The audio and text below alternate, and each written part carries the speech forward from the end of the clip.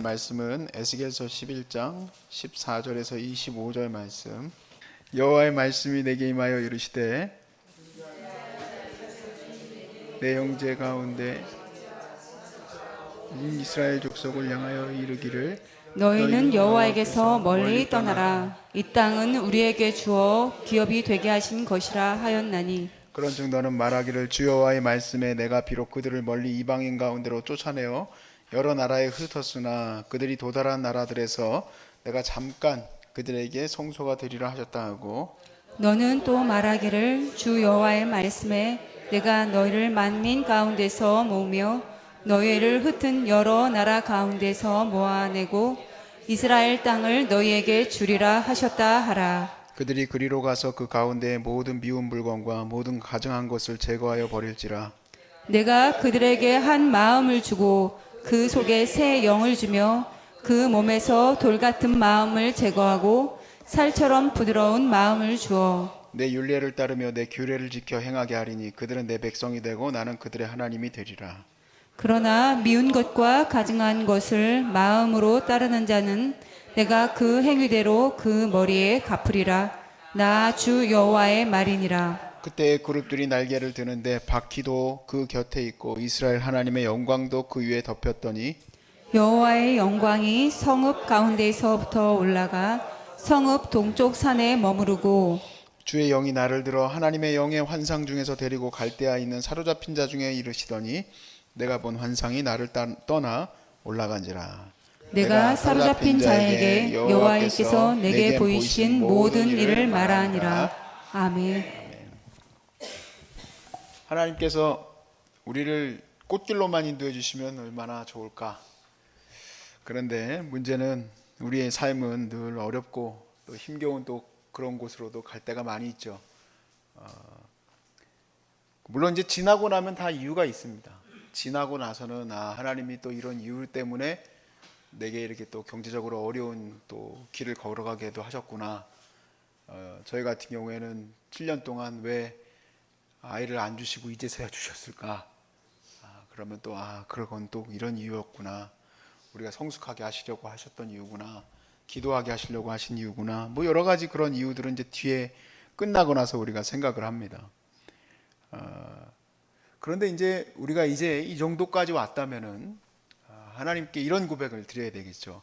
하나님은 어떤 상황 가운데서도 우리를 선한 길로 인도하신다. 하나님은 우리를 늘 최고의 길로 인도하고 계시고 우리의 모든 하나님의 자녀들이 하나님의 백성이 되고 그 안에서 복의 은혜를 누리게 하시려고 우리를 이렇게 이끌어가고 계시다. 그것이 우리의 입에서 고백되어질 수 있기를 바랍니다. 그것은 큰 기도 제목이에요. 사단이 거 보십시오. 하나님 거 보십시오 하고 저 전상회의에서 참소할 수도 있습니다. 그런데 내 영혼이 하나님 앞에 온전히 드려진 바 되면, 우리가 어제 제가 마지막 찬양으로 골랐죠. 그래서 저 높은 곳을 향하여 날마다 나아갑니다. 그 찬양이 그렇게 마음에 깊이 새겨지더라고요. 하나님의 공평하심을 생각하는데 저 높은 곳을 향하여서 내가 나아가는 것이 그냥 오늘도 매일 그렇게 하나님의 그 선함을 바라보면서 가는 거구나. 내 주여 내 맘, 예전에는 그 가사를 내 발 붙드사인 줄 알고 쓰는데 내 주여 내 맘 붙드사 그곳에 있게 하옵소서. 그곳은 빛과 사랑이 언제나 넘칩니다. 하나님의 거룩한 그 임재하심이 항상 빛과 선함과 좋은 곳으로만 가득하다고 하는데 살아가는 것을 보니까 안 그렇다 이 얘기예요. 그럼 어떻게 그런 고백이 나오겠습니까? 근데 그것이 믿음의 은혜로 바라볼 때에 우리가 그렇구나 하고 받아들일 수 있게 되고, 가장 놀라운 것은 바로 그 광야와 같은 곳에서 하나님께 최고의 찬양을 드릴 수 있게 되고, 또 그리고 그 힘들고 어려운 시간들 속에서 하나님의 최고의 은혜들을 만날 수 있게 되는 겁니다. 지금 바로 이 시간 여러분이 최고의 은혜를 누릴 수 있길 바랍니다. 하나님이 왜 유대를 바벨론으로 잡혀가게 하셨을까? 당연히 이 이유입니다. 당연히 하나님께서 그들을 선한 목적으로 바벨론으로 잡혀가게 하셨어요. 너무 이스라엘도 이제는 우상숭배와 온갖 부패함과 죄악과 또 살인과 이런 것들이 가득한 땅이 되었고, 유대도 마찬가지고 더 이상 소망이 없어졌기 때문에 그들을 정결케 하셔야 되는데 그것이 70년이 걸리신다고 보신 거예요, 하나님이. 그래서 그 70년 동안 그들을 정결케 하시는 이 훈련의 기간을 다시 가져야 되는데 뭐 하나하나 설득하고 다니시기도 했던 것 같아요. 나는 그런 생각을 했어요. 하나님이 진짜 말 그대로 가가호호 방문하면서 설득하신 것 같아요. 얘들아, 내가 거기 보내는 건 너희들을 위함이다. 너희들이 잘 견디고 이겨낼 수 있다. 내가 도와줄게. 내가 너와 함께 해줄게. 내가 그곳에서 너와 함께 할게. 그렇게 얘기했는데도 불구하고 끝까지 말을 안 듣죠. 끝까지 말을 안 듣는 이유는 저희가 이미 예레미야와 또 에스겔서 앞부분에서 상당히 많이 다뤘습니다. 이집트에 이제 마음을 두고 있었기 때문이었죠. 어찌됐든 바벨론으로 가라고 말씀을 하셨는데 그곳을 향하여서 가게 하시는 하나님의 말씀 가운데에서 오늘 이 본문에서는 먼저 이렇게 시작을 합니다. 바로 이 예루살렘에 있었던 그 못된 것들, 하나님 말씀 안 듣고 끝까지 우리가 이 성읍을 의지해서 지켜나가고 또 이집트가 그때 딱 들어와서 우리를 막아주면 된다라는 이런 주장을 하고 있는 이것들이 거짓 예언을 하고 있어요. 이 거짓 예언이 뭐였냐면 하나님이 곧 바벨론에 잡혀갔던 자들도 다시 돌아오게 하실 것이다, 이런 얘기를 했단 말이에요. 근데 거기다 또 이 15절에 이런 또 비난도 했어요. 그 비난이 뭐냐면 인자야, 예루살렘 주민, 예루살렘에 살고 있는 사람들이에요. 지금 환상 가운데 하나님께서 에스겔을 글로 데려가셨었죠. 그 주민이 네 형제 곧 내 형제와 친척과 온 이스라엘 족속을 향하여, 이건 이제 포로로 잡혀간 사람들이에요. 이르기를 너희는 여호와에게서 멀리 떠나라 그랬습니다. 여호와에게서 멀리 떠나라. 이 땅은 우리에게 주어 기업이 되게 하신 것이라. 이게 무슨 말이냐면 너희들은 악하기 때문에 하나님의 임재가 있는 곳이 어디입니까? 이 이스라엘 백성들은 항상 예루살렘이죠. 그러니까 너는 예루살렘부터 멀리 떠나라. 너희들은 악한 백성들이기 때문에 하나님께서 너희들을 내쫓으셨다라는 거예요. 그리고 너희들은 악하니까 내쫓으셨고 니들이 살던 그 소위 말해서 그 사람들의 이제 집이며 그런 어떤 여러 가지 그 재산들이 있지 않습니까? 그것들을 하나님이 우리에게 기업으로 주셨다는 거예요. 야, 속 터지겠죠. 진짜 그런 거 아닌가 하는 생각이 들겠지 않겠습니까? 포로로 잡혀갔는데 그게 좋겠습니까? 예루살렘에서 보니까 하나님이 분명히 예루살렘을 부수신다고 했는데 4년이 지나고 5년이 지나고 그랬는데 아직까지는 괜찮은데? 여기 다시 돌아가야 되는 거 아니야? 여러분 얼마나 생각이 많아요. 여러분 이 사람이 긴박해지면 굉장히 생각이 많아져요. 그래서 진정한 예언을 하라는 거예요. 진정한 예언. 자, 예언은 이겁니다. 16절에 그런즉 너는 말하기를 주 여호와의 말씀에 내가 비록 그들을 멀리 이방인 가운데로 쫓아내어 여러 나라에 흩었으나 그들이 도달한 나라에서 내가 잠깐 그들에게 성소가 되리라 하셨다 하고, 하나님이 직접 그들을 만나시는 성소가 되시겠다.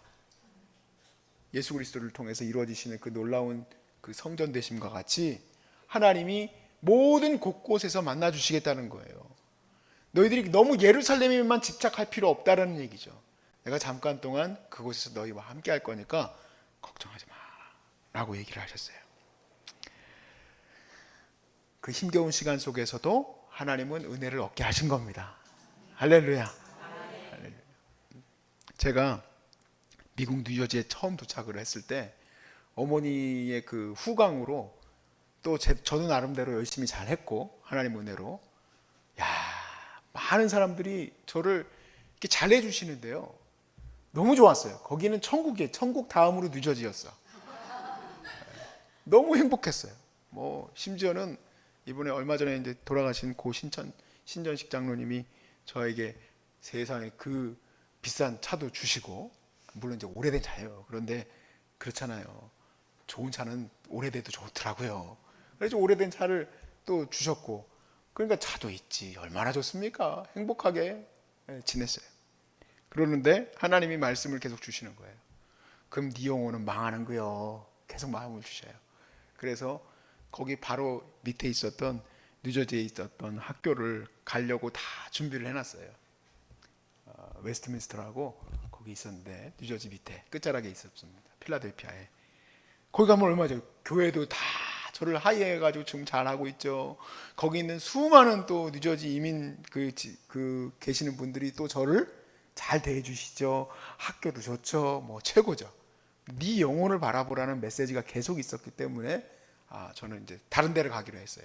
미시간이라는 데로 가기로 했는데 그때 계시는 분들이 그랬어요. 미국인들도 나오는 곳인데 왜 목사님은 다시 들어가려고 합니까? 하나님 말씀이 있어서 이제 간다고 얘기를 했는데 가서 저에게 꽃길만 열려야 되지 않겠습니까? 주님 말씀 듣고 갔으니까. 세상에 웬일입니까? 거기 가니까 온갖 힘들고 어려운 일은 다 닥치더라고요.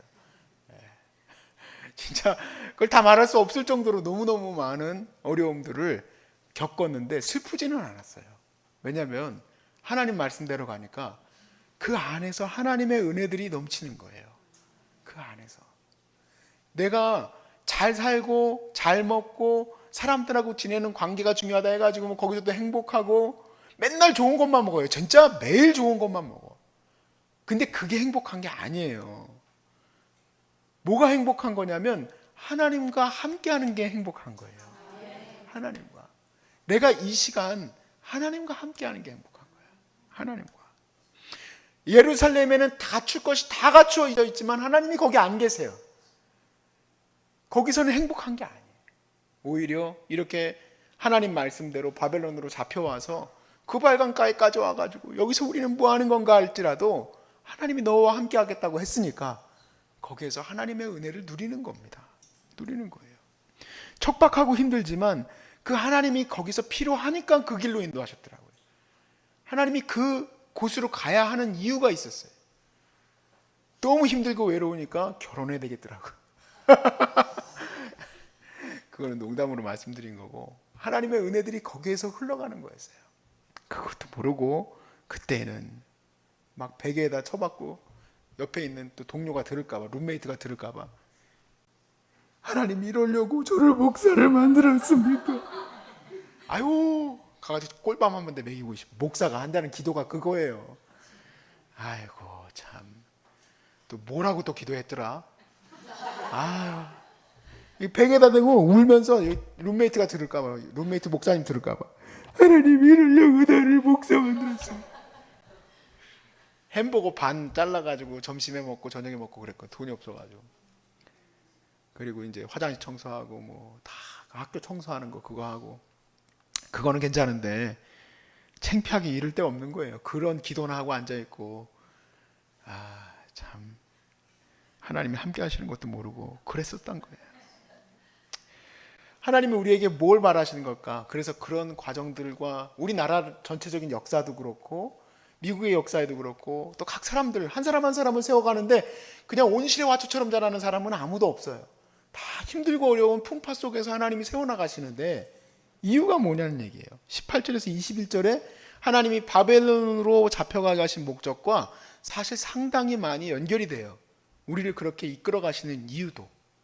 18절에서 21절을 한번 보시겠어요? 같이 읽어봅시다. 시작. 그들이 그리로 가서 그 가운데의 모든 미운 물건과 모든 가정한 것을 제거하여 버릴지라.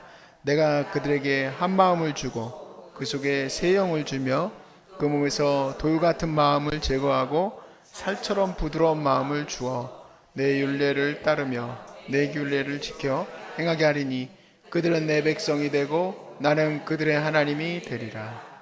아멘. 우리의 이 돌 같은 마음 이것을 살결처럼 아주 부들부들하게 해가지고 옥토로 만드셔서 열매 맺는 삶을 살게 하시려고 그렇게 바꾸시려고 하는 거예요. 그렇게 바꾸시려고. 야, 얼마나 진짜 돌짝박 같은지 정말 바늘로 꽂아도 안 들어가는 거예요. 복음을 아무리 전해도 소용이 없어. 소용이. 말을 해도 듣지도 않고 예배 시간에 예배도 안 드리고 은혜도 못 받고 찬양해도 찬양도 안 부르고 봉사하라 해도 난 집사 안 한다고 도망다니고 그러다가 어느 날 보니까 어떻게 저렇게 충성스러운 사람이 됐습니까? 했더니 그 힘겨운 시간을 겪어가면서 하나님의 은혜를 만났어요.